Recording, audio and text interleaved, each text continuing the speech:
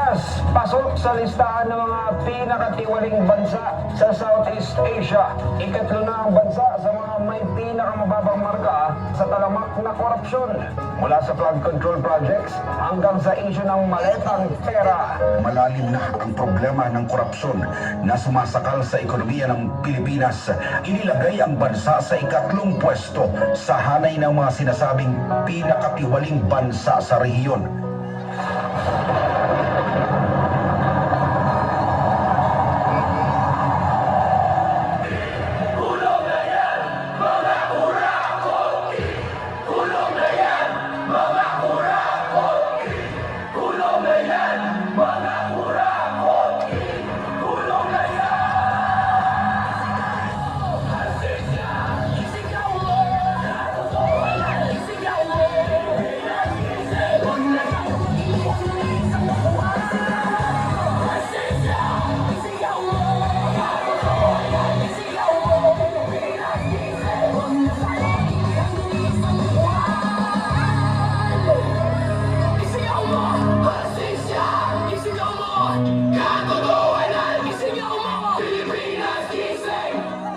Huwag na tayong maging bihag ng iisang upuan.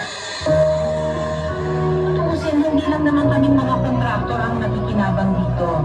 Marami din sa inyo, mga politiko, ang nagpapataba ng bulsa sa pamumurakot. Kawawa po talaga ang mga mamayang Pilipino kasi ninanakaw lang natin ang kaban ng bayan. Sinong umaahon tayo ba o sila? Mga hindi nila abay nagkalubog ka ba sa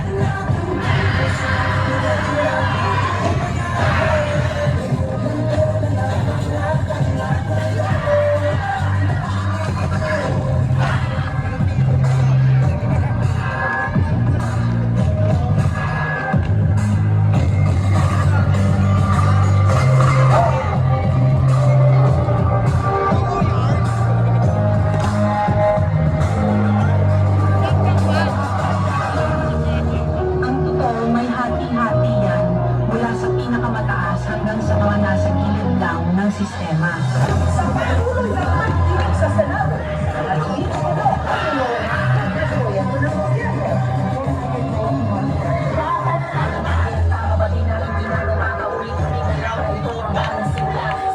simula, bakit wala akong natatapos ang nasa manila tungkol ng swelas ng sapatos. Ilang beses na ako, pati natin subukan at tulungan at kumahagi sa ilang na matagal na ipasa mabay.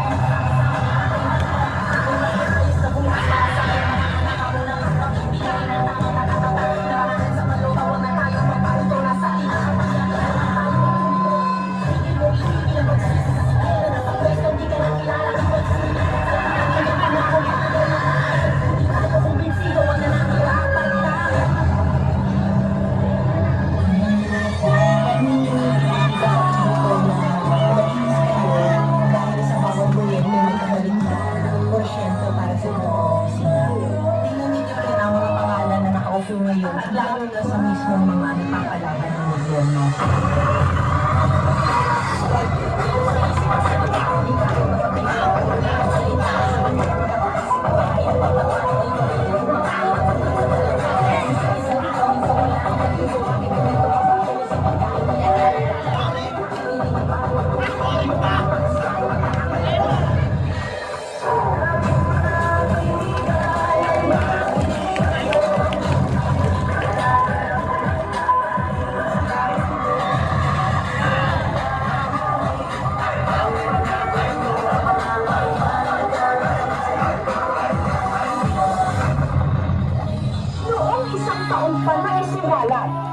na may mga mali-malimang pera o may basura na i-deliver daw sa ilang mga politiko na naglalaman di mano bilang bilyones kundi bilyones ng kickback mula sa pondo dapat ng bayan.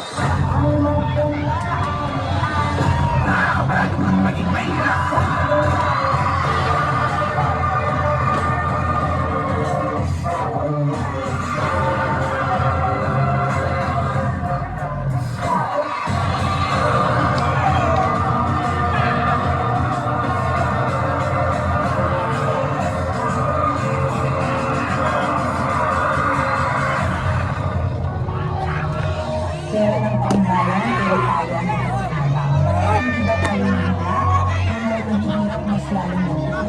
Kaya tama na ang pangungurakot natin.